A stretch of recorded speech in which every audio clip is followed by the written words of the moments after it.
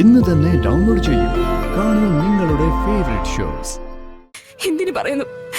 ജന്മം തന്ന അച്ഛനും അമ്മയ്ക്കും വരെ എന്നെ വേണ്ട. ആർക്കും വേണ്ടത്ത ഞാൻ എന്തിനാ എന്നെ പോലെ ഭാഗ്യം കെട്ട ഒരു ജന്മത്തെ കൂടി ഭൂമിയിലേക്ക് കൊണ്ടുവരുന്നത്? അതിന്റെ ശാപം കൂടി എനിക്കിനി കിട്ടാനോ? അവൻ അവന്റെ ഭാര്യയോട് പോലും പറഞ്ഞിട്ടില്ല, കൂട്ടുകാരനോട് പറഞ്ഞിട്ടില്ല.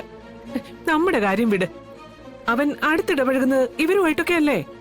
അവരോട് ആരോടും പറയാതെ ഇവനിത് എങ്ങോട്ടാ പോയിരിക്കുന്നത്? പോലീസിൽ പരാതിപ്പെടണോ? അല്ല, വിഷ്ണുബ്രോയ്ക്ക് ഒരുപാട് ശത്രുക്കളുള്ളല്ലേ, നമുക്ക് ആ വഴിക്കൊന്ന് തിരക്കി വെക്കുന്നത് നല്ലതല്ലേ? ചന്ദ്രബോസിന്റെ കയ്യിലേക്ക് നമ്മളെ തല്ലാനുള്ള വടി നമ്മൾ എടുത്തു കൊടുക്കണോ? പരാതി കൊടുക്കാമോ? നിന്നെ പിടിച്ചാൽ രാത്രിടും. എന്നിട്ട് വിഷ്ണുവിടെ ഒളിപ്പിച്ചത് നിന്നോട് തന്നെ ചോദിക്കും. എടാ, അങ്ങനെ സ്വയം ബലിയാടാൻ നിന്നു കൊടുക്കണോ? അല്ലാതെ പിന്നെ ഇനി നമ്മൾ എന്ത് ചെയ്യും രാഘവേട്ട? എന്റെ ഭാമേ, അങ്ങനെ ഒരാൾക്കും അത്ര പെട്ടെന്നൊന്നും കീഴടക്കി വെക്കാൻ വിഷ്ണുവിനെ കിട്ടത്തില്ല. ഇത് അവനെ മാത്രം സമ്മതിക്കുന്ന ഏതോ ഒരു കാര്യത്തിന് വേണ്ടി പോയതായിരിക്കുന്നേ. അതാരോടും പറയാതെ പോയത്. അവനിങ്ങി വന്നോളും 2 ദിവസത്തിനകത്ത്. അല്ലെങ്കിൽ വിളിക്കെങ്കിലും ചെയ്യുമെന്ന്. അതിനപ്പുറത്തേക്കൊന്നും ഈ വീട്ടിൽ നിന്ന് നമ്മുടെ നിന്നൊക്കെ മാറി നിൽക്കാൻ അവനെ കൊണ്ട് പറ്റത്തില്ല.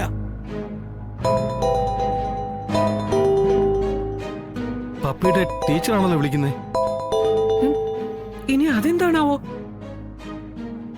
ഹലോ, രോഹിത് അല്ലേ, പത്മിനിയുടെ ഫാദർ? അതെ, രോഹിത്ത സംസാരിക്കുന്നേ. പത്മിനിയുടെ അച്ഛനാ. പത്മിനി ഓടിക്കളിക്കുന്നതിനിടയിൽ ഒന്ന് വീണു.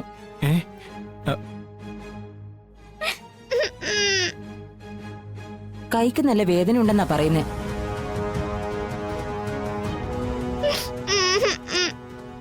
ഒന്ന് ഇവിടം വരെ വരാൻ പറ്റുമോ? വന്നിട്ട് ഡോക്ടറെ കാണിക്കാന്ന് വെച്ചിട്ടാ. ഞാൻ പെട്ടെന്ന് വരാം. ശരി. പപ്പി ഓടിക്കളിക്കുന്നിടെ ഒന്ന് വീണുന്ന്. അയ്യോ, കൈകുത്തി വീണതാണെന്ന് പറഞ്ഞു. നല്ല പെയിൻ ഉണ്ടെന്നാ പറഞ്ഞേ. മോള് കരയണ്ട, അച്ഛൻ ഇപ്പൊ ഉടനെ വരും. വേദന ഉണ്ടോ മോളെ? നല്ല വേദനയുണ്ട് ടീച്ചറെ. സാരല്ലോ, അച്ഛൻ വന്നോളും. അച്ഛനെ വിളിച്ചിട്ടുണ്ട്. സംസാര സമയങ്ങളാണ്ട, നീ പെട്ടെന്ന് കൂടെ ഇല്ലേ? സത്യമേ, ഞാൻ പോയിട്ട് വരാം. എടാ, ശ്യാമയെ വിവരം അറിയിക്കണ്ടേ? വേണ്ട, ടീച്ചർ എന്നെയല്ലേ വിളിച്ചു പറഞ്ഞേ. അത് ഞാൻ പോയി സംഭവിച്ചെന്താണെന്ന് നോക്കട്ടെ, എന്നിട്ട് മതി മറ്റുള്ളവരെ വിളിച്ചു പറയുന്നത്.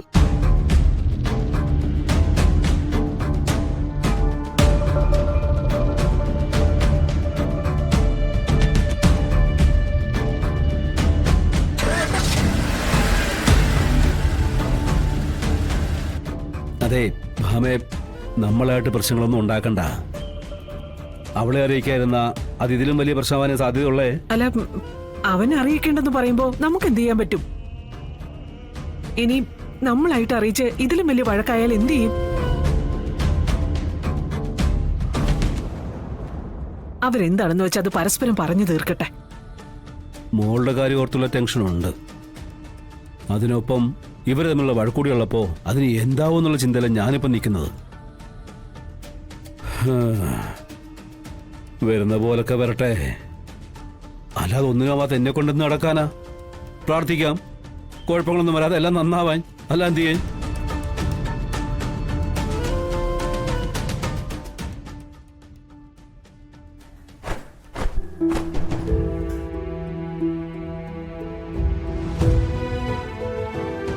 നീ എന്റെ കൂടെ ഒരു സ്ഥലം വരെ വരണം. ഇന്നോ? ഇന്ന്. അല്ല, എവിടേക്കാ പോകുന്നതെന്ന് പറഞ്ഞില്ലല്ലോ. ഹോസ്പിറ്റലിലേക്ക്. അതിനിപ്പോ ഹോസ്പിറ്റലിൽ പോവാൻ മാത്രം വലിയച്ഛക്ക് എന്താ അസുഖം? ഞാൻ നോക്കിയിട്ടൊന്നും കാണുന്നില്ല. ഇതങ്ങനെ നോക്കിയാൽ കാണുന്ന ഒരു അസുഖമല്ല. പക്ഷെ ഇപ്പൊ ചികിത്സിച്ചില്ലെങ്കിൽ പിന്നീട് വലിയ കുഴപ്പം അയക്കാവുന്ന അസുഖ. വലിയച്ഛ എന്തൊക്കെയായി പറയുന്നേ? എനിക്കൊന്നും മനസ്സിലാവുന്നില്ല. എനിക്ക് ഈ കുഞ്ഞിന് വേണ്ട ശ്യാമേ. വലിയച്ചി, കുറെ ദിവസങ്ങളായിട്ട് ഞാൻ ശരിക്കും ആലോചിച്ചെടുത്ത തീരുമാനോ. അമ്മയോടും അച്ഛനോടൊക്കെ ഞാൻ ഇത് പറയുകയും ചെയ്തിരുന്നു.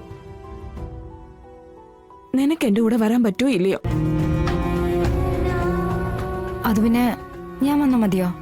പിന്നെ എന്റെ കൂടെ ആര് വരും ശ്യാമേ? അമ്മയും അച്ഛനെ എനിക്ക് വിളിച്ചോണ്ട് പോകാൻ പറ്റുമോ? എന്റെ ഭർത്താവ് എന്റെ കൂടെ ഉണ്ടായിരുന്നെങ്കിൽ എനിക്കിതിന്റെ ഒന്നും ആവശ്യം ഉണ്ടാവില്ലായിരുന്നു. നീ ഒന്ന് ആലോചിച്ച് നോക്കിയേ എന്റെ ഇപ്പോഴത്തെ ഈ അവസ്ഥ. ഈ കുഞ്ഞിനെയും കൊണ്ട് ഞാൻ എങ്ങനെ ജീവിക്കാനാ മോളെ? പറയുമ്പോ എല്ലാവർക്കും എല്ലാം പറയാം, പക്ഷെ കാര്യത്തോട് അടുക്കുമ്പോഴാ അതിന്റെ ബുദ്ധിമുട്ടുകൾ മനസ്സിലാകുന്നത്. ശരിയാ, താളം തെറ്റിയ ജീവിതത്തിന് ബാധ്യതകൾ ഇല്ലാതിരിക്കുന്നതാ നല്ലത്. രോഹിത്തിനെ എന്നെ ഞാൻ മറക്കേണ്ടതാ. പപ്പി അച്ഛാന്ന് വിളിച്ചതിന്റെ ഒറ്റ കാരണം കൊണ്ടല്ലേ ഞാൻ ഇപ്പോഴും ആ ബന്ധത്തിൽ കെട്ടുപണഞ്ഞ് കിടക്കേണ്ടി വരുന്നേ. നമ്മളെ തോൽപ്പിക്കാൻ വരുന്നവരെ നമുക്ക് തോൽപ്പിക്കണം വലിയേച്ചി. അതിനൊരു ബന്ധങ്ങളും നമുക്ക് മുന്നിൽ തടസ്സങ്ങളാവാൻ പാടില്ല. എനിക്കിപ്പോ ഒരു സഹായം ചെയ്തു തരാൻ നിനക്ക് കഴിയും. ബാക്കിയുള്ളവരെല്ലാം മേലാളന്മാരാണല്ലോ.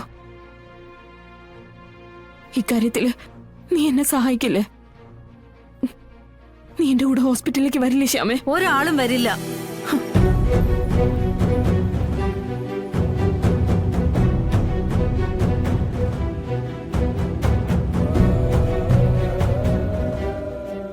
ഇക്കാര്യത്തിൽ നിന്നെ ഈ കുടുംബത്തുള്ള ഒരാള് സഹായിക്കില്ല.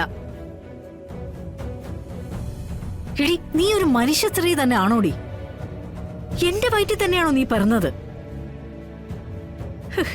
എന്റെ മക്കളുടെ കാര്യത്തിൽ ഒരിക്കൽ വല്ലാതെ അഹങ്കരിച്ചിട്ടുള്ളവളാ ഞാൻ. കഷ്ടപ്പാടും ദുരിതങ്ങളും കണ്ടു വളർന്ന എന്റെ മക്കള് ഒരിക്കലും തെറ്റായ ചിന്തകൾ ചിന്തിക്കില്ലെന്നും ജീവിതത്തെ പവിത്രതയോടെ കാണുമെന്നും അഹങ്കാരത്തോടെ പലരോടും പറഞ്ഞിട്ടുണ്ട്. പക്ഷെ സ്വന്തം വയറ്റി വളരുന്ന കുഞ്ഞിന്റെ മുഖം പോലും കാണാൻ ആഗ്രഹിക്കാതെ അതിനെ കൊന്നുകളയണമെന്ന് നീ ചിന്തിക്കാൻ തുടങ്ങിയ ആ നിമിഷമുണ്ടല്ലോ, അവിടെ മുതൽ നിന്നെ ഈശ്വരന് വേണ്ടാതായി. നീ ഈ 100 വട്ടം അതിനെ കൊല്ലണം കൊല്ലണം എന്ന് മുറവിളി കൂട്ടുന്നതെല്ലാം കേട്ട് കിടക്കുവാടി ആ പാവം നിന്റെ വയറ്റില്. അതെന്ത് തെറ്റാടി നിന്നോട് ചെയ്തത്? ഈ സമയമെന്ന് പറയുന്നത് ഹരിനാമ കീർത്തനം ചൊല്ലി കേൾപ്പിച്ച് നല്ല ബുദ്ധി ചൊല്ലിക്കൊടുക്കേണ്ട സമയാ. അതിനു പകരം നീ ചൊല്ലിക്കൊടുക്കുന്ന എന്താ? ഡോക്ടർമാരുടെ കത്തിയുടെ മൂർച്ചയുടെ കാര്യങ്ങള്. ഇടി, നീ പിന്നെ എങ്ങനെയാടി ഗുണം പിടിക്കുക? ഗുണം പിടിക്കണ്ട, അല്ലെങ്കിൽ തന്നെ എനിക്കെന്തിനാ ഇനി ഗുണം ഉണ്ടായിട്ട്? ഭർത്താവിന് വേണ്ട, ഭർത്താവിന്റെ വീട്ടുകാർക്കും വേണ്ട, കൂടെപ്പിറപ്പുകൾക്ക് പോലും വേണ്ട. എന്തിനു പറയുന്നു, ജന്മം തന്ന അച്ഛനും അമ്മയ്ക്കും വരെ എന്നെ വേണ്ട. ആർക്കും വേണ്ടത്തെ ഞാൻ എന്തിനാ എന്നെ പോലെ ഭാഗ്യം കെട്ട ഒരു ജന്മത്തെ കൂടി ഭൂമിയിലേക്ക് കൊണ്ടുവരുന്നത്? അതിന്റെ ശാപം കൂടി എനിക്കിനി കിട്ടാനോ? എന്തെങ്കിലും ചെയ്യണമെങ്കിലേ ഇപ്പൊ ചെയ്യണം. അത് വളർന്നോണ്ടിരിക്കുക. വളർന്നോണ്ടിരിക്കുക മാത്രമല്ല, നിന്നെ ശരിക്കും അറിഞ്ഞോണ്ടിരിക്കുക.